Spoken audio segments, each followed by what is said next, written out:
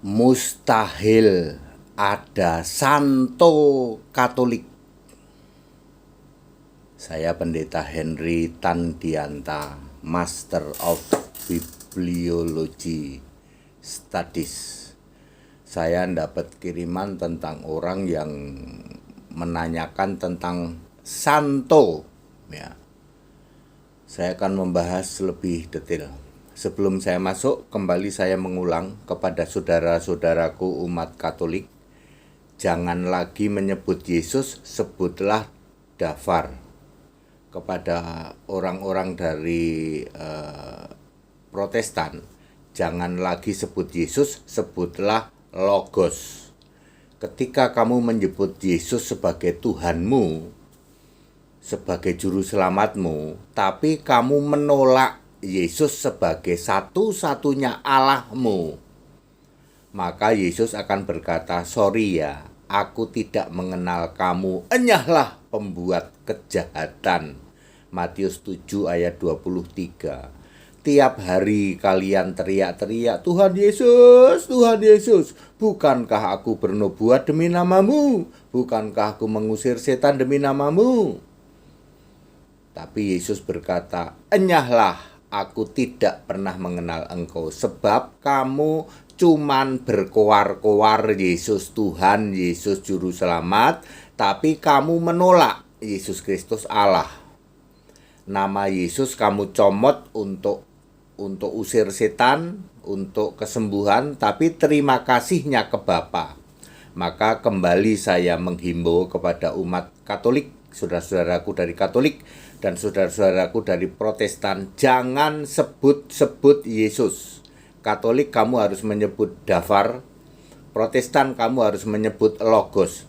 Lambang salibnya mesti begini, ada segitiga ini, ya. Lalu kamu bikin bolong di tengah lah, ya. Tidak boleh yang merah ini, tidak boleh hanya merah tok, mesti dibikin segitiga begini. Lebih bagus diberi warna-warni, ya, ada biru, ada hijau dan lain sebagainya.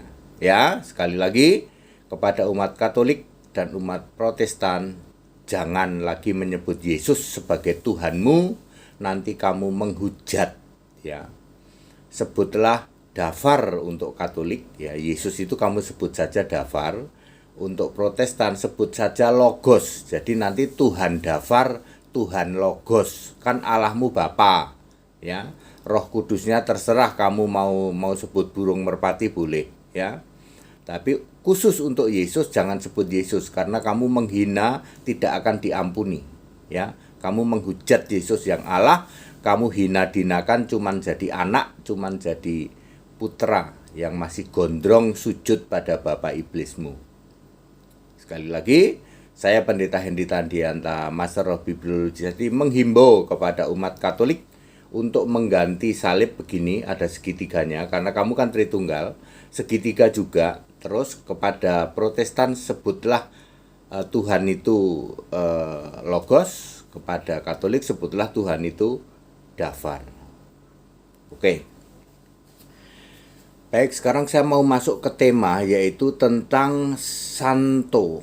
Santo itu ada nggak sih Pak di Alkitab? Ada, tapi itu mustahil muncul dari Katolik. Ya. Kalau dari Kristen nggak apa-apa, kasih Kristen ada santo, cuman di Kristen lebih disebut sebagai orang benar, bukan orang kudus. Gitu. Oke, banyak ayat Alkitab tentang sin. Sin itu, santo itu bahasa Inggrisnya sin, ya, orang-orang kudus. Mari kita lihat, ya. Mustahil ada santo dari Katolik, tipuan santo ribuan tahun. Pernahkah mendengar ayat Alkitab tentang orang kudus? Ada banyak ayat Alkitab tentang orang-orang kudus. 1 Korintus 6 ayat 1, 1 Corinthians chapter 6 verse 1. Dare any of you having a matter against his neighbor go to a law before unrighteous and not before the sin. Ya.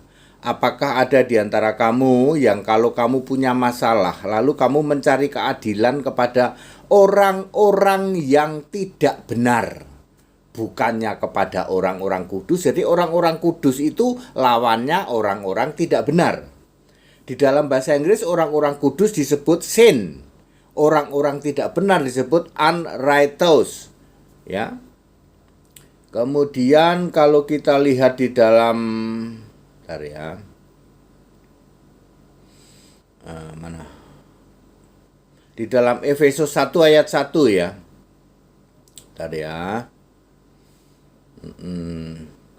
Di dalam Efesus 1 ayat 1 itu juga ditulis bahwa orang-orang kudus itu artinya orang-orang yang percaya atau faithful kepada Yesus. Nah, ini dia.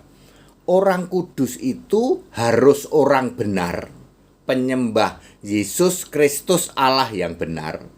Orang kudus atau saint atau santo itu harus orang yang faithful, percaya kepada Yesus Kristus. Katolik tidak mungkin melahirkan santa santo. Betul apa betul? Tapi selama ini Katoliklah yang selalu menggembor-gemborkan, mengklaim kami menelurkan atau memunculkan santa santo. Padahal itu tidak memenuhi syarat, karena Katolik tidak mungkin beriman pada Yesus Kristus. Tidak mungkin. Ya. Oke, sebenarnya kudus itu untuk banyak hal ya. Kalau makanan itu kudus itu disebut clean atau halal, kalau tidak kudus itu disebut unclean atau haram. Kalau untuk benda, holy itu kudus itu disebut holy. Kalau tidak kudus itu unholy atau common juga boleh lah ya. Unholy. Untuk manusia, kalau yang kudus itu disebut saint. Kalau tidak kudus disebut unrighteous ya. Nah, yang jadi masalah adalah Alkitab menulis 1 Korintus 6 ayat 1 dan Efesus 1 ayat 1, orang kudus itu harus orang benar. Orang kudus itu harus orang yang faithful, percaya penuh kepada Yesus Kristus sebagai satu-satunya Allah. Katolik tidak mungkin, satu hal yang tidak mungkin dilakukan Katolik adalah percaya pada Yesus sebagai the only one Lord and God. Jadi Katolik tidak mungkin memunculkan saint, santa, santo. Tapi faktanya ayo ini ayat Alkitab loh. 1 Korintus 6 ayat 1 juga Efesus 1 ayat 1. Ayo silakan dibuktikan, dibaca. Ya. Lalu muncul santa dan santo. Santa versi Katolik itu yang penting hidup suci, Pak. Harus laki-laki, kalau santo laki-laki, kalau santa perempuan ya. Santa santo itu harus hidup suci, tidak pernah tercemar oleh wanita kalau laki. Kalau wanita tidak boleh tercemar oleh laki. Nggak penting Pak soal siapa Allah yang disembah. Yang penting hidupnya itu betul-betul melayani. Soal siapa yang disembah nggak penting. Sangat bertentangan dengan Alkitab. Kalau Alkitab mengatakan yang disebut orang kudus itu harus percaya Yesus Kristus. Harus orang benar. Orang benar itu penyembah Allah yang benar. Allah yang benar itu Yesus Kristus. Pak, jadi Katolik itu tidak mungkin dong mengeluarkan santa santo, enggak memenuhi kriteria. Tidak bisa memenuhi kriteria. Katolik enggak bisa memenuhi kriteria seorang saint itu, orang kudus itu harus orang benar. Penyembah Yesus Kristus Allah yang benar. Enggak bisa memenuhi kriteria itu, enggak bisa juga memenuhi kriteria harus orang yang percaya faithful. Percaya sungguh kepada Yesus Kristus. Tapi faktanya Katolik justru setelah orangnya mati biasanya diberi gelar Santa Santo. Tidak peduli. Tidak peduli dulu orangnya itu enggak mengenal Allah yang benar. Padahal berapa ya?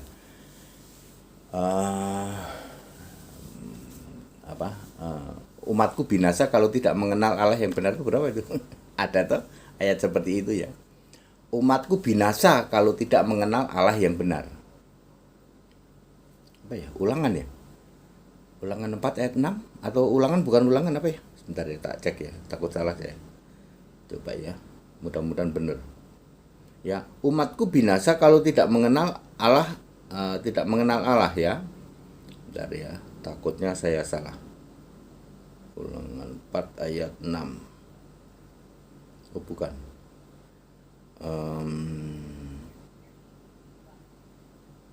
Ya sudah, nanti dicari aja lah ya. Saya agak lupa itu. Ada lagunya tapi saya ya.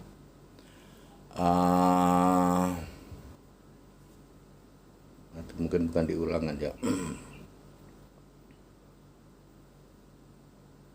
Sudahlah. Umatku binasa kalau tidak mengenal Allah yang benar. Allah yang tidak mengenal Allah ya. Ada lagunya padahal ya. Jadi clear, mustahil Santa orang kudus muncul dari Katolik, mustahil. Tidak memenuhi syarat. Ya. Jadi mestinya dari orang Kristen, tapi orang Kristen lebih suka menyebutnya sebagai orang-orang benar. Ya.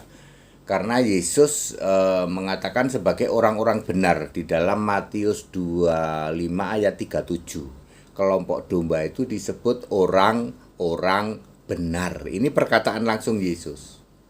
Ya. Ya, jadi kami dari Kristen lebih memilih memakai istilah orang-orang benar daripada orang-orang kudus, saint. Salah satunya juga karena saint itu sudah dikudeta oleh Katolik, padahal Katolik nggak punya hak dan tidak memenuhi syarat ya bisa memunculkan saint. Apa syaratnya Pak? Saint? Syaratnya harus faithful, percaya Yesus Kristus sebagai satu-satunya Tuhan Allah, juga harus jadi orang-orang benar, penyembah Yesus Kristus Allah yang benar. Ya, very clear. Baik, padat, singkat, dan clear. Kembali saya mengulangi ya kepada saudara-saudaraku umat Katolik ya, jangan lagi sebut Yesus, sebutlah Dafar. Kepada umat Protestan jangan lagi sebut Yesus, sebutlah Logos. Jadi Tuhanmu itu Logos. Ya Tuhan Logos. Ya, Katolik, ya Tuhan Dafar. Kemudian aku mengusir setan dalam nama Logos. Aku mengusir setan dalam nama Dafar. Kamu tidak boleh menyebut Yesus. Sebab kamu bukan Kristen. Katolik bukan Kristen, Protestan bukan Kristen. Definisi Kristen itu memuliakan Allah dalam nama Kristus. Kamu memuliakan Allah dalam Bapa, dalam Tritunggal, dalam segitiga. Jadi tidak bisa memenuhi kriteria sebagai Kristen. Katolik tidak memenuhi kriteria sebagai Kristen. Protestan tidak memenuhi kriteria sebagai Kristen. Makanya kalian harus nyebutnya Logos. Katolik harus menyebutnya Dafar. Dan lambang salibnya harus begini. Ini kan segitiga nih. Ya, very clear. Segala hormat kemuliaan untuk Yesus Kristus, satu-satunya Allah yang benar. Haleluya, amin.